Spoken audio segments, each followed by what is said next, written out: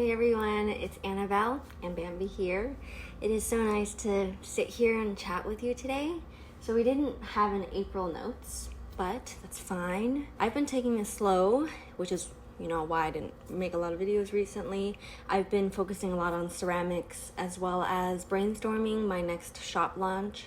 It's been a long time now, and I'm so excited to bring new things to the shop in way of prints and wearables. So that's why I also haven't been doing as much digital work. Jumping right into April, the first week, very exciting. I participated in design.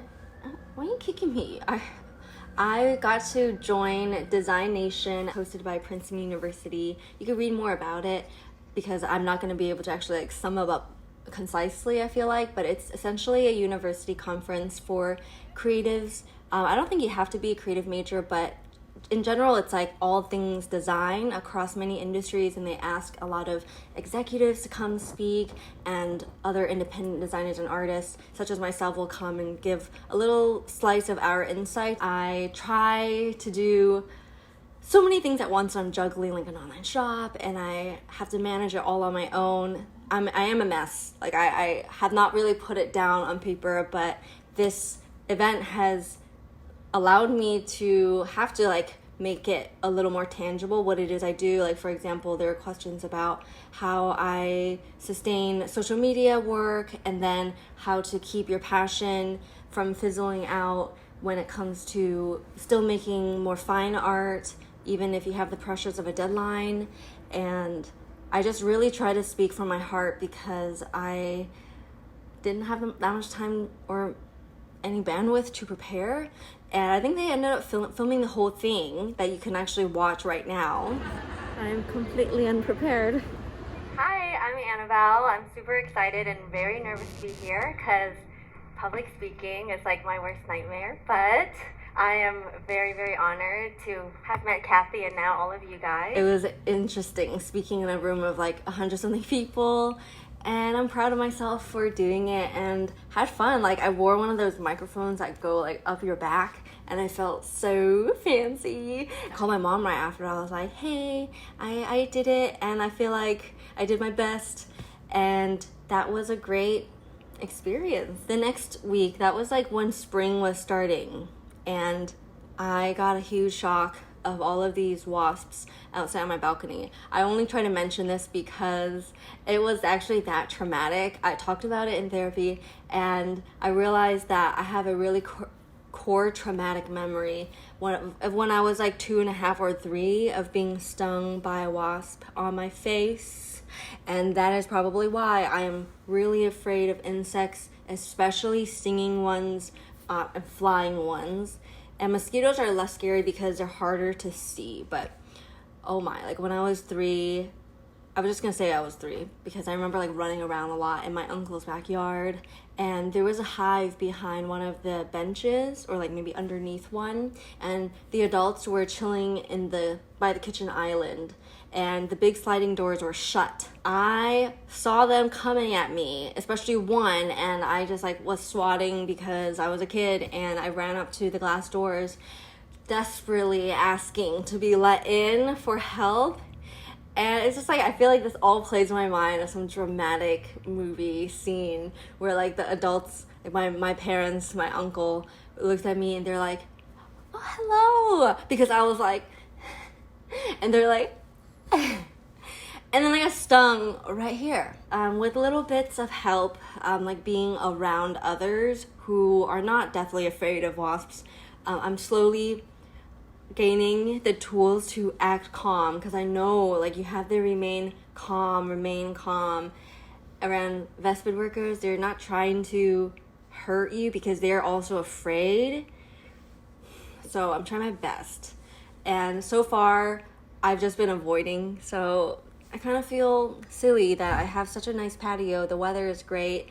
It's not too hot yet I barely spend more than a few minutes outside every day because that's how afraid I am, and because I live alone. Mid-April, I started taking French lessons, and it's an hour every day. I'm not going to go too much into that because I want to do a whole other little video about it, but I just wanted to mention because that was very eventful. I was so excited for it in April, and I'm still doing it. That happened while I was juggling the beginning of my kitchen renovations, which is for the most part complete. Meanwhile, my mom visited halfway through that, and I was super looking forward to my sister's baby shower and birthday party, which I also featured in that vlog. A gift that I made for her is a set of ducky chopstick holders, which is on theme for her baby shower and nursery theme in general, which is Duck Duck Goose. One for every placement, and then my sister took a few home, and I plan to make more in the future to hopefully sell as chopstick holders as well as for painting brushes. It also works. The following weekend,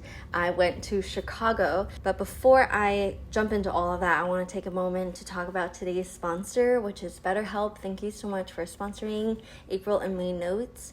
May is also Mental Health Awareness Month, and this year the theme is Together for Mental Health, to fight stigma and also encourage each other to prioritize our well-being and mental health, that it is okay and also so great to ask for help. I've been back in therapy for over a year now with BetterHelp. Personally, I signed up. I'm a real customer, and having lost my father suddenly a couple months back, more than ever, it is tremendous to have the support of my therapist in my life. BetterHelp advocates for access to mental health care, and with over 20,000 therapists, it's easy to find one suited to your needs, and you don't need to compromise. If you have an unpredictable schedule or need to travel, there is secure video call, phone, or live chat from wherever you happen to be. To get started, you fill out a simple survey and are matched within 48 hours, and you can change therapists anytime you like with no additional cost. BetterHelp is more affordable than traditional therapy. There's financial aid available, and HSA benefits are also accepted. If a loved one or yourself is struggling, please share BetterHelp as a resource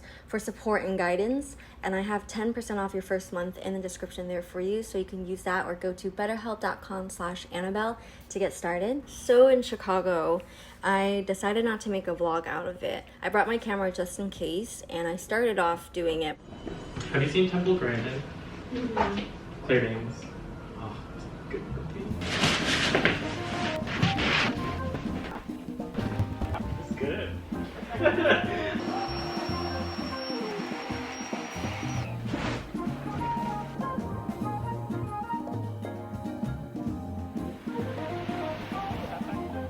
My heart just wasn't in it, like my bandwidth wasn't there. These last couple of months, it was really great to take a breather from video making, because honestly speaking, my mental health has been in a rough patch, especially when it comes to doing YouTube related stuff. It's hard because the nature of YouTube and social media at work, you're coming face to face with like yourself, like your image and everything. So like when I'm editing, I'm looking at myself 1,000 times again and again at all the clips, and it can lead to overwhelming emotions or like spiraling really easy because I'm isolated, and just facing myself when you're not feeling your best can just like exacerbate it.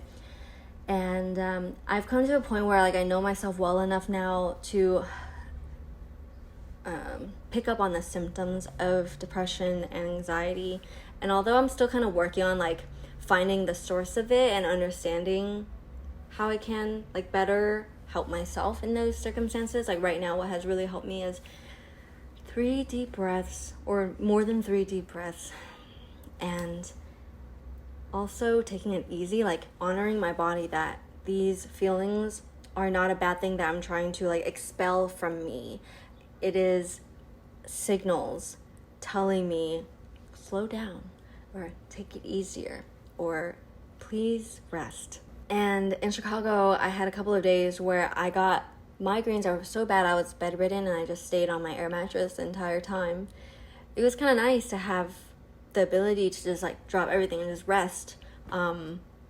Ultimately, it was from dehydration. I think like the long travel day, apparently you lose a lot of water when you fly. A week after that, I actually got migraines a few times. So ever since then, I've been super diligent to drink water. The general gist of the trip though, it was so great. I stayed with my friend Chris, who is wrapping up his master's at SAIC, and I got to see his work, attend his crit, and see some other exhibitions along the way. And I am so proud of him, and it was the first time I had that much one-on-one time with him, and the quality conversations and the companionship of like us going thrifting. We went to the movies, What else did we do? I went to a contemporary gallery. While Chris would be busy some days needing to work in the studio, I would solo explore, and I went to the Art Institute. I spent 4 hours there studying Chinese ceramics, and I took a lot of notes and felt so inspired. At night, we would either try new restaurants or Chris will cook. He's a wonderful cook. Are you doing a tree pose? This? Oh, I do that a lot when I cook. I went ham thrifting. I bought a lot of stuff that I hope I can show you in a haul video. I just appreciate Chris so much. Not only did he make me feel so welcome, he opened his home to me for an entire week. And it was a beautiful apartment, so bright, with a wonderful view of Lake Michigan. Being in Chicago had allowed me to kind of like look at my life in New York from the outside. I was removed from my art studio. I wasn't able to do ceramics. I was not gonna do any editing, so there was no like, be productive. I was just completely on vacation mode. And I realized that like, I wanna do things differently when I come back to New York. I don't wanna feel as much that I'm running on autopilot or I'm doing things with this like survival kind of like stress feeling. I want to do things because I'm like living, and I'm like a dynamic, complicated person, and that like healing or even experiencing stages of grief, it's not even a line, it's not a plane. It's more like, if anything, just a blob pulsing and breathing and always morphing. And that's what I want to like imagine in my mind. My life is not just about running back and forth, like running to love, trying to find acceptance and approval, and I'm running away from rejection and disappointment. All of it is me. Like I've been a little bit like stuck close up thinking, okay, I want people to like me. I want to feel like a lovable, worthy person. I don't want to feel rejected. I don't want to feel disappointed. And I don't want to feel like something that I want to do so badly in art. I don't want it to feel like I didn't do well. I want to be good at everything I try. And all of that maybe is because I want to feel like by default I am a good, lovable person. I definitely growing up felt that art protected me. Like it gave me something to feel special about, to feel good at, and because I'm good at something, then I'm worth others' attention and approval and interest. And that's kind of, it's kind of stressful, and I don't even know how to say it. It's not sustainable. It's not for you at the end of the day. It's because you think that you can't be here, you can't exist. And I'm telling myself now, I can be here and I am here. And while I'm here, I just want to take my time and do things with it and spread joy. So that's kind of my goal moving forward, to not forget and fall back to this deep set belief that I do have to prove myself, prove my worth. And here's a beautiful quote that I want to show you before I share with you my poem. This quote by Jaya John: "Spend your life loving, not seeking love. Ocean need not seek water." Really important quote for me. And then here's my little poem. Wish for resolve. For too long life has been a nervous hunt, running on fear, running from rejection, running towards love. One landing pad to the next, one accomplishment to the next, one problem to the next. Keep on running, for fear of being left alone out here in nothingness abyss, all the while ignoring the quiet plea to exist wholly in between. Because at the end of the day, like, the more I try to suppress my sadness or like upkeep this illusion of being okay, the more lonely I am, and the more lonely we each are when we think that the other's fine and that we have to be better than the way we truly feel.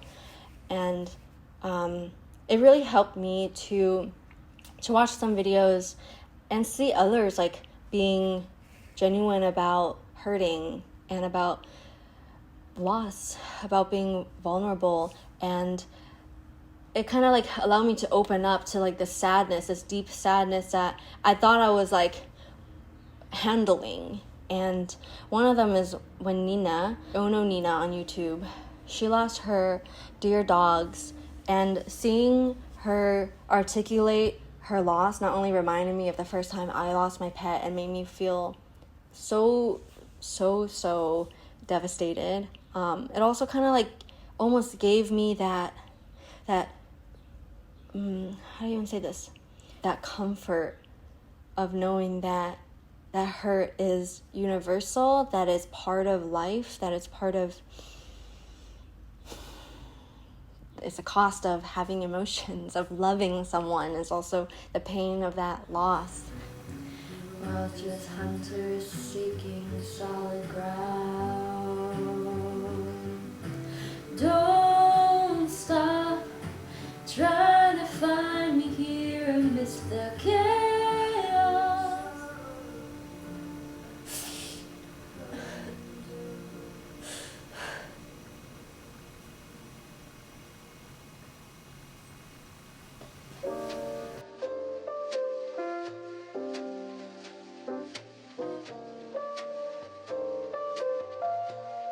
You can have all you ever wanted.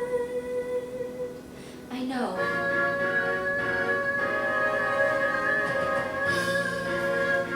Remember that life is not meant to be wasted. So I wrote here on my notes, it's important for me to overcome the pressure to appear fine, because it only makes us all the more lonely, and maybe that's why I felt the fear of facing other people. I'm doing my best to get through, and your best is going to look different every day, I've learned. And feeling lost and sad doesn't mean I am not doing overall okay. It doesn't mean that I don't find pleasure and gratefulness for a good meal, for an act of kindness, for how beautiful the sky looks. To wrap up the month, the latter half of May, I'm filming this a little bit out of order because you're seeing this at the very end of May, but the last week I actually am spending with my sister at her house, and that's a whole vlog on its own, so you can see what I did there. I'm also going to do my eyebrows, so I'm kind of glad that I didn't film this May notes right after I did the microblading, because it would be like really dark. I just have to say, I watched Everything Everywhere All at Once 3 times, and it's now my favorite live action film, because you know my favorite film is Ratatouille, okay? And their Ratatouille reference was not only so random, but so amazing. It was like when you don't think the movie can get any better, it does because of that. First, I want to encourage you to go watch it. If you haven't yet, please do, and we can talk about it more next month, because I've already talked a lot and this is a really long video, so I'm gonna go. Before that, just 2 more announcements. I'm so excited, firstly, that I'm gonna meet my nephew next month. June is gonna be crazy. I'm gonna spend a lot of time going back and forth between here and Massachusetts to spend time with my family. And the newest member of our family, my mom, is gonna also come for a month. And at the end of June, I'm doing a little pop-up, so I will definitely announce more when and what that's going to be like, but it will be my first time selling ceramics, and I really hope to meet a bunch of wonderful people and other artists, so I look forward to that. I love you. Thank you so much for all the kindness and support that you've shown me. Thank you for sharing your time with me today. Please leave me a comment if you enjoyed this video, and let me know how the last couple of months have been for you, or what you're really looking forward to for summer. If you're finishing up school, I know a lot of uni students must be wrapping up school. What are you most excited for? Or honestly, just share anything lovely that you want, and be kind to each other. I will see you very soon. Bye.